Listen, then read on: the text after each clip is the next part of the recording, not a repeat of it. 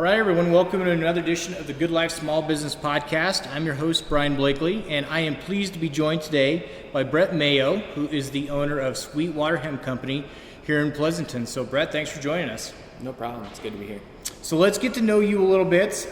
What books are you reading or listening to right now? I guess the first book that I would like to talk about is one that our actually lab tech here actually helped write. Okay. So she just wrote that book. There's 2 volumes she wrote. She wrote it with Dr. Andrea Holmes, but it's learning more about cannabis and stuff like that. So that's something that I'll pick up and start reading soon. Sure. Other than that, I'm really busy, so I do more podcasts than reading. Okay. With 3 kids and kind of 2 different businesses that we're working with. I like college football recruiting. Yeah. The signing period just happened, so I'm really into that. Yeah. But I'm really into golf too, so any golf podcasts. I like, Max Homa on Twitter and all that different stuff that those guys do. So that's kind of a little bit that I like to do in my little bit of spare time that I do have. What do you listen to for the recruiting? I listen to Rivals.com. Okay. And then the 24/7 podcast with Mike Yeah. Schaefer. I've been a kind of a geek into that stuff for a long time, since I was in college a long time ago. So Yeah, I will catch myself. I was probably on Twitter more than usual the last probably week to 10 days, just kind of figuring out with the transfer portal and all that stuff. It was pretty interesting. So I caught myself finally. It's like, probably should get back to work and doing what you need to do. Yeah, that new NIL thing that's going around. Yeah. And that kid who decommitted and went to Jackson State. Yeah. Got that $1 million price tag. It's just so interesting to me, because I used to coach college golf. So okay. I know the whole recruiting and stuff just is super interesting to me. Yeah. And see where kids do and what they're thinking, and how they want to go to college and make their life happen. Yeah. We got nothing else to look forward to right now. So yeah. At least as far as the bowl game goes. Yeah. So. All right. Talk to me about Sweetwater Hemp Company. Start as far back as you want to, but just kind of tell us the story of your small business and how it came to be. So it's actually a really short story. We haven't been open that long. We opened our doors January 1st of this year, so we're less than a year into this. But okay. We have another business actually right across the street where we were growing herbs for Walmart. Okay. And we just wanted to expand what we were doing, and we looked at different things, and agriculture is at the base of it, but with my brother-in-law and my wife's family being farmers, but we thought CBD would be a really good thing to go into. Okay. And it's really the future of a lot of different things, because you can put CBD in just basically everything. So we did a lot of different things, learning about it, reading about it, figuring out what direction we wanted to go. Another thing is it's me and my wife and my brother-in-law and my father-in-law and my sister-in-law. We're all together in this. Yeah. I just kind of run the facility here, so okay. Just wanted to shout them out. So I'm not the. Sure. So if you see them, you can definitely ask them questions too. But so it started out, as a small idea, and it just kind of worked from there. We did about 2 years of research on it, trying to get everything put in place and exactly what we wanted to do. But like I said, we really think that this is a really good thing to help. A bunch of different people, from kids with ADD to, older men and women that are battling back problems, or sure. Military coming back with PTSD, or really anybody. And we just think it's a really good way that we can help people in our community and, around the world. Sure. So give me, if possible, a dumbed down version of, a simple version of what you guys offer to the public and the benefits of CBD. And the reason for that is because I think that there are some stigmas that go along with it, that maybe people are afraid to try CBD. Maybe they've been curious but have been afraid to try it. But I guess just give us some knowledge firsthand about the products that you offer. Talk about the process a little bit, and just kind of what makes you unique. So I guess the first thing we talk about is the stigma. There's a lot of people that don't know a lot about it, and there's a lot of people that just won't ask questions. We're a very open and transparent company. Everything we do, you can see everything we do, from our processing to where we get our hemp, which most of our hemp does come from Nebraska, and we make all of our products in-house. Okay. And we aren't shy about letting people know what we're doing and how we're doing it. it's just something that we're really proud of. And we think as a consumer of the products, whether you're taking it orally or on skin or however way, you deserve to know what's going in your body, and it needs to be the cleanest product possible. Sure. So we kind of settled on our process. So we use ice and water only, and MCT oil to make all of our products, to make our final oil. Okay. Most other companies are going to use harsh solvents, such as CO2, butane, ethanol, a bunch of different ways of doing it. But our way is the cleanest, most effective way to get the most from that hemp product into your system. Okay. As far as the other stigma is, all of our products are full spectrum, so all of our products do contain THC, but THC is a very, very important thing to have within your hemp product. If you don't have THC in it, you're not getting the full plant effect, getting the full spectrum that we offer. Okay. And then the THC is so small that people don't even realize, stuff in Colorado or something that you're buying, it could be 70 to 90% THC, where ours is below 0.3%. Okay. The main reason that THC is important is it really helps all those cannabinoids attach to the receptors in your body. Okay. So it lets it be the most effective it can be. And our process does allow us to keep all of those, including THC and other minor cannabinoids, as well as flavonoids and terpenes as well, which is very, very beneficial for you as an individual. Okay. And what do you see, I guess, your consumers, and I'm sure you have an idea, but what is CBD mainly used for? So that's another hard thing that it's not really regulated, and there haven't been a ton of tests done. What we like to do is we like to use the people that are using our products kind of speak out for us. So we have we have kids coming off of their ADHD medicine, okay, to MS patients, to soldiers with PTSD, to just everyday aches and pains, anxiety, just getting through your day. The main one is probably sleep that we hear. Okay. That's kind of the main reason I wanted to get into this. Is I don't think that people and kids get the correct amount of sleep, and your body can't function to the best of its ability without that sleep. Sure. So for me, that's kind of the biggest one. I actually don't have a problem sleeping, but my wife and I have a son who has a hard time going to sleep some days, okay, and it really helps them get to sleep and then re-energize themselves so they can be, the best they can at being a mom or being the best they can at school or anything like that. So. Sure. Cool. That's good. I think that's good for people to know. I think it's good for people to hear, especially, like I said, from the source. And you're in an industry where I think that it's even the benefits, maybe not all of the benefits are known yet. And so you're really, and we talked a little bit before we hit record, you're learning all the time. Like, you're learning the benefits, you're learning how to better your process. It's really, and especially in this area, I think it's fairly new. So I think it's good for people to hear all about that and just what you offer. Yeah. And like I said, we're really transparent and open. If you want to come out and do a tour, if you want to call me, all the business cards I hand out is my personal cell phone number.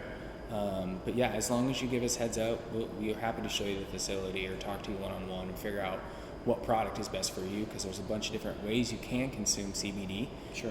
Whether if it's a topical or an edible or an oil or anything like that. So sometimes finding the right product and then getting a little help to figure out what your correct dosage can be, because that's the other thing it's very confusing. So it's a dosage like anything else, like you have on like a kid's Tylenol or something like that. You're Sure. going to have ages or sizes or something like that. Yep. It's not any different for CBD. You got to find the right product and the right dosage to help that individual person out. Absolutely.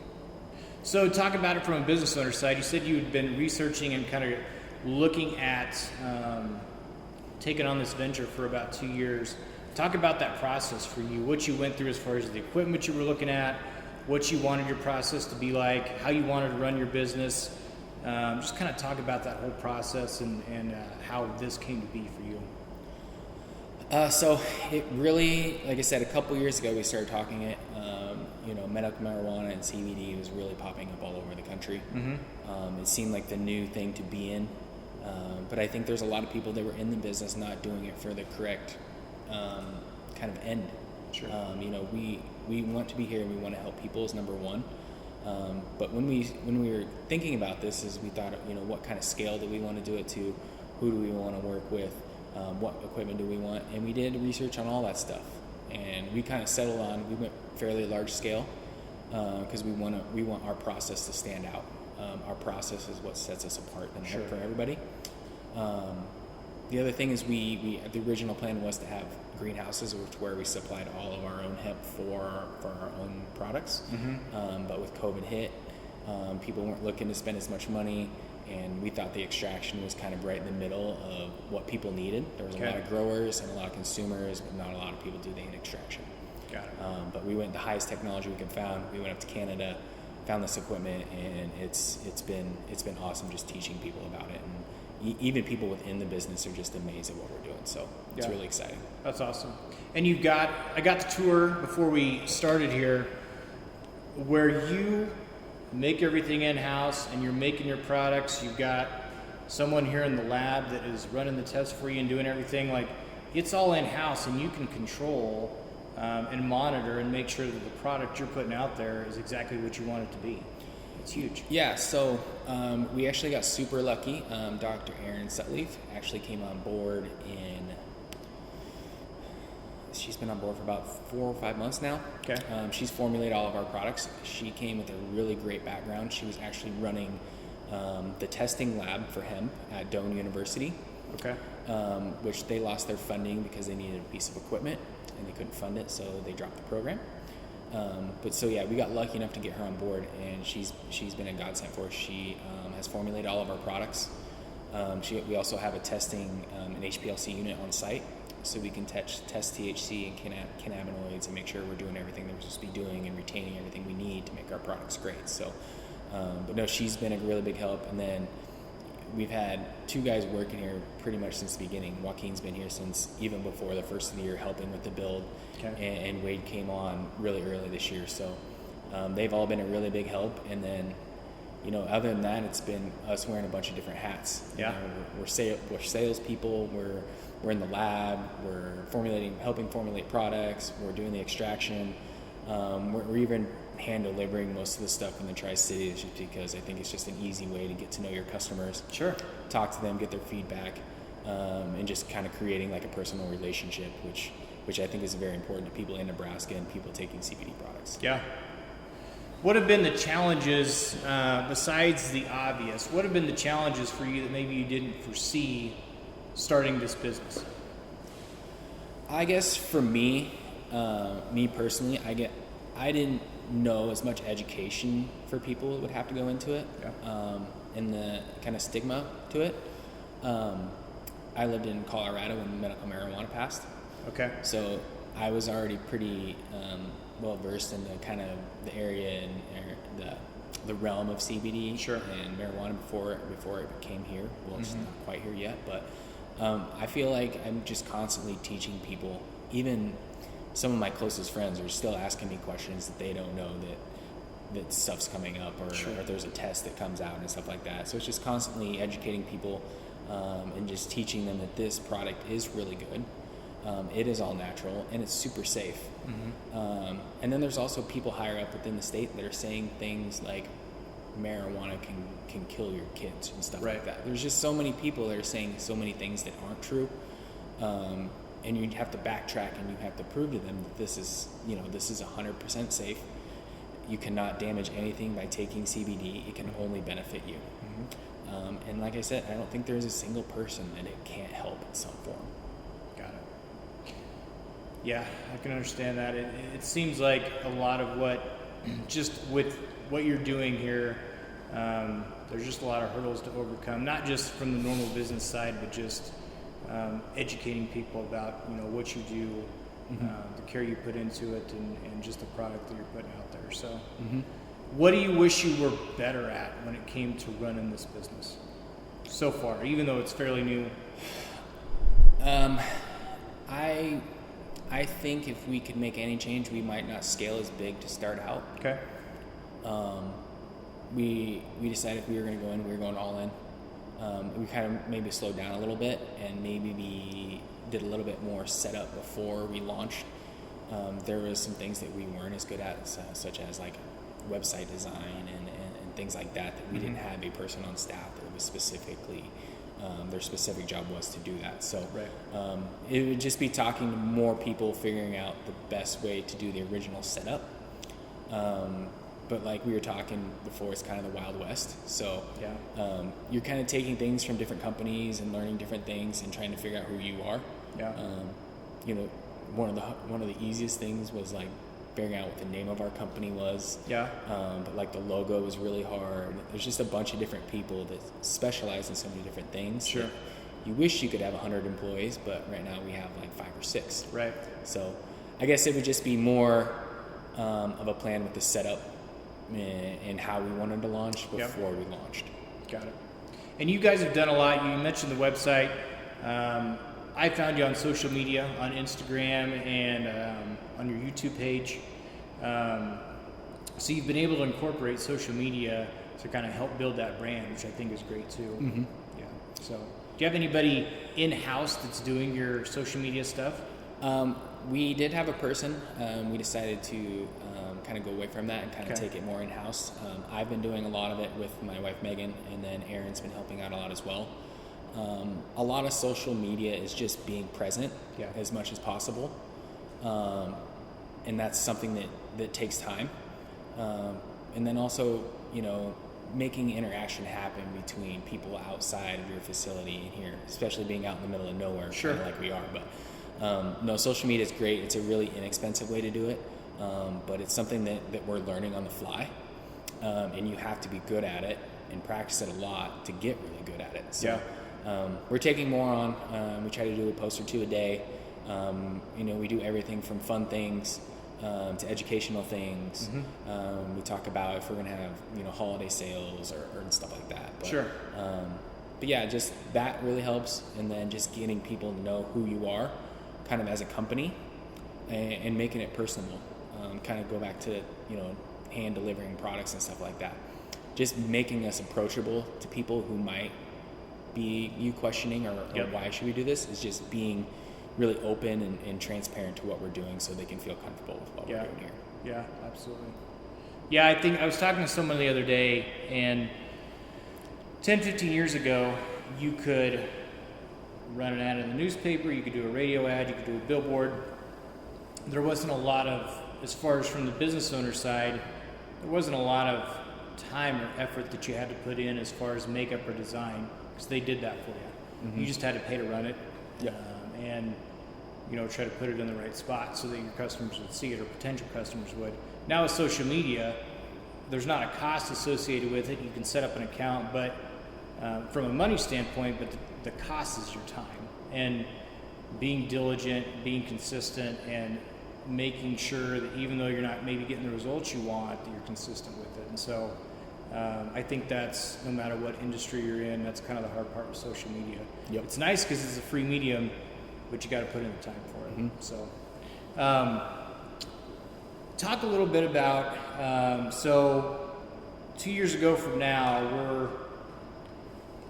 well over a year and a half from when the pandemic hit. So you'd started planning this before the pandemic. Kind of talk about the process for you, whether, was this building built? Had you bought your equipment yet? Did that halt your plans? Did it speed things up? What changes did you have to make?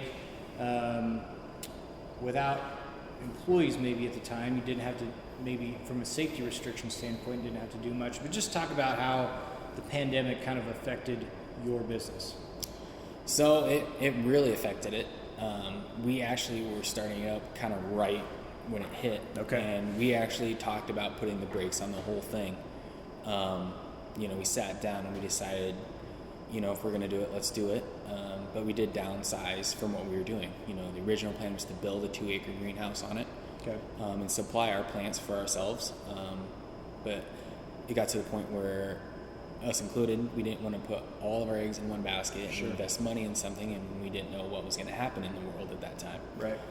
But we decided to move forward with it. But we did went from a growing and extraction to just extraction. as far as through the pandemic, we didn't have a lot of limitations. We were here learning. I guess the only COVID thing that really came up was the guys who came and helped us install our equipment from Canada actually ended up getting COVID. Oh. So our training went from, probably 8 to 10 days down to 2 or 3 days. Okay. So we did lots of WhatsApp and lots of texting and video calls, Google Meets and stuff like that, just to learn everything. But so much of this is trial and error, and our machines, there's none of like them in the entire world right now.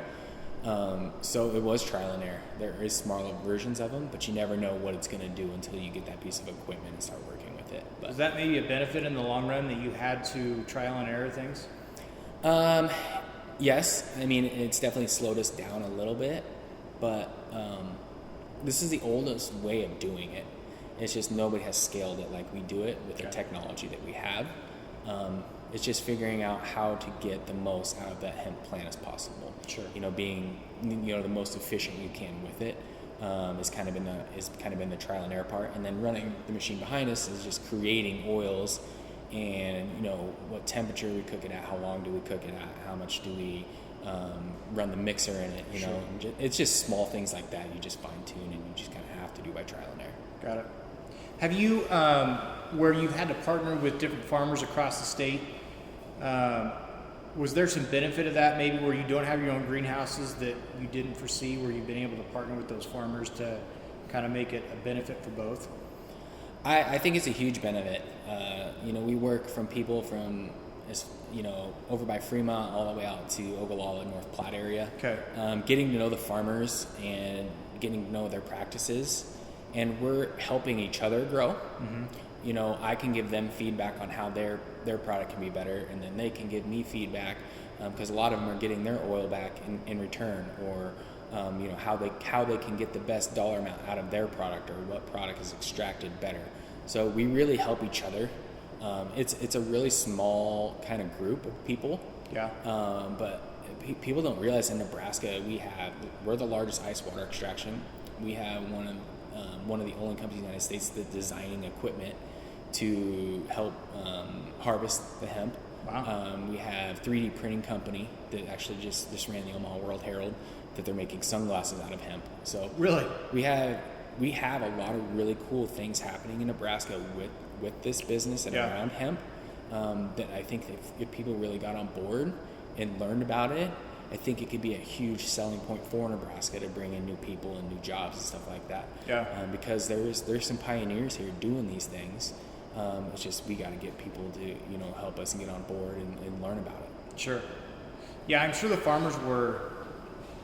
I mean, just for that reason, to have a company that's doing what you're doing, that can take their product, keep it in state, and they were probably ecstatic to hear that you were, here and Mm-hmm. we're setting up and that you were ready to go. So I think it's a great partnership. Yeah. It's awesome. So you talked about it a little bit, but if you could go back to the very beginning, you said maybe you wouldn't go as large of a scale as you did, but is there one piece of advice that you would give yourself that maybe you would do different? Or would you just let it go as it has? I really don't think that I would do many changes. We have a small business. We knew the amount of hours that was going to get put into it. Yeah. What I would really say is just you remember, why you're doing it. Mm-hmm. My house is right across the street, and we have 3 young kids. Yeah. You still have to set time. You still have to go on date night with your wife. You want to coach your kids' basketball team. Sure. And just do those things and remember why you're doing it. Mm-hmm. Previous jobs that my wife and I had, we were putting a ton of hours on the weekends and stuff like that, and that's why we moved back, because we wanted to raise our family here and be there for their flag football games and their dance recitals and piano and all that stuff. So I just really remember why you're doing it, and the reasons you are doing it, and that really calms your nerves when it does get stressful, because it's going to. Sure. No matter how good you are or how fast it takes off, it is stressful, but just remember why you're doing it. Yeah. Easier said than done sometimes, but It is good to remember why you're doing it. Yeah, especially if you're the in-law in a family business.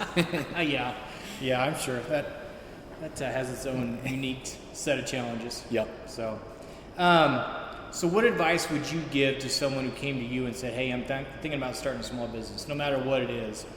What's one piece of advice you would give them as they're getting started?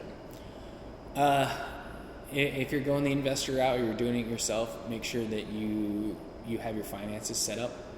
And if you do have investors, find somebody really, really good to work with. Yeah. And have a really, really good lines of communication between everybody that's invested or, has something on the line with that.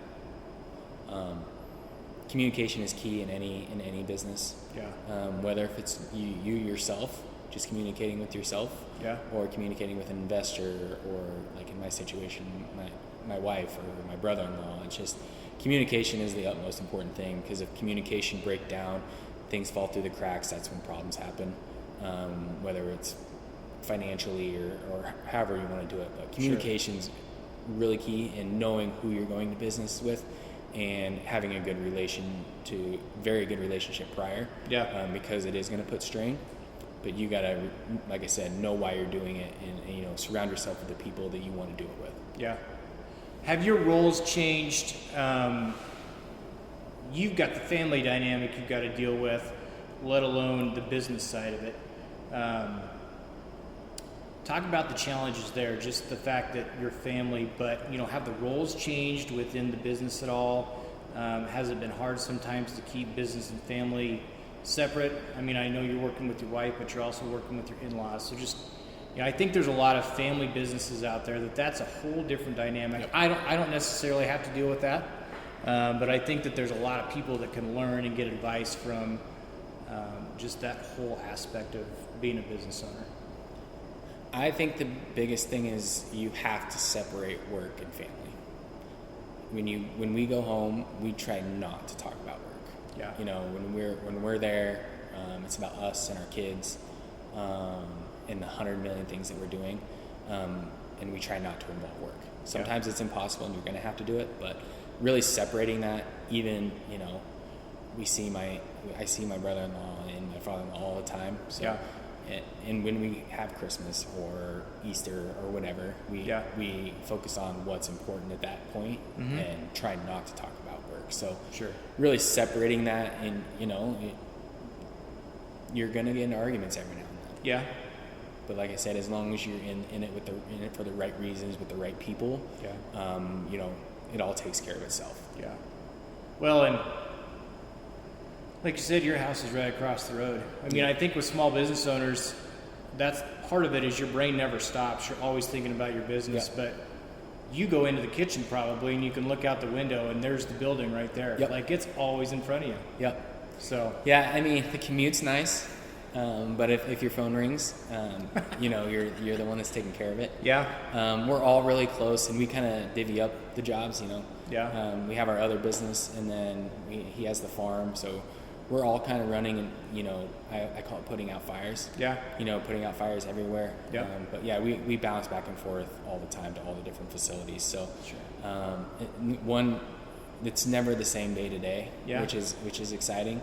But it's also not the same every day. So mm-hmm. you're constantly, have new problems popping up all the time. Right. Yeah. Absolutely. So tell us where we can learn more about Sweetwater Hemp Company. Social, website, phone number. Give us all that info.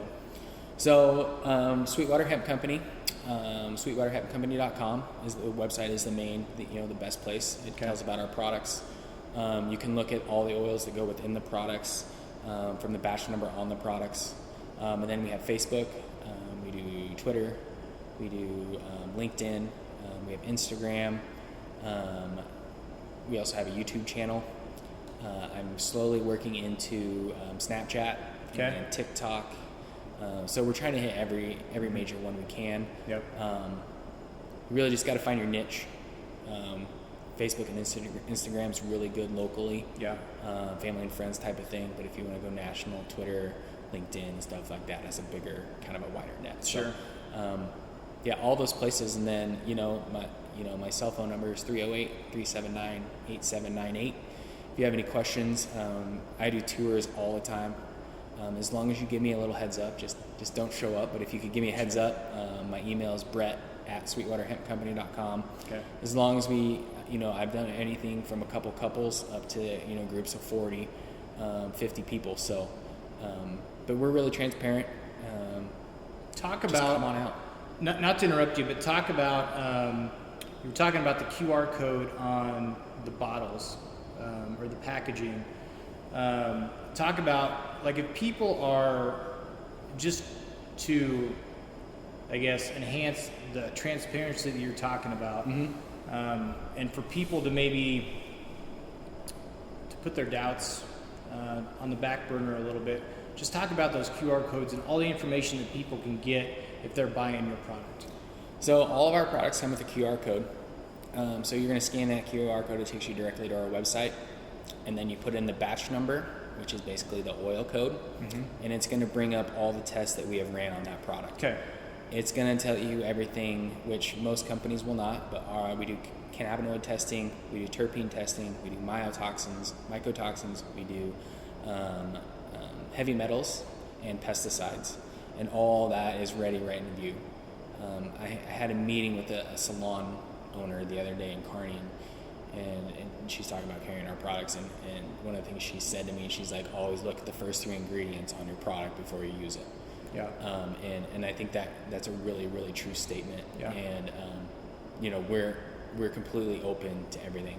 It's ice, water, and MCT oil. Yeah. Is the only things that we use to make our oils. After that, it's just small ingredients, sugar for the gummies. We might, in our topicals, we have a topical that kind of mimics icy hot, so it has that kind of smell and feel to it. Okay. So it's just smaller ingredients added to that base, which is that oil, which is completely clean, solventless. Pesticides are at a minimum, if not completely gone.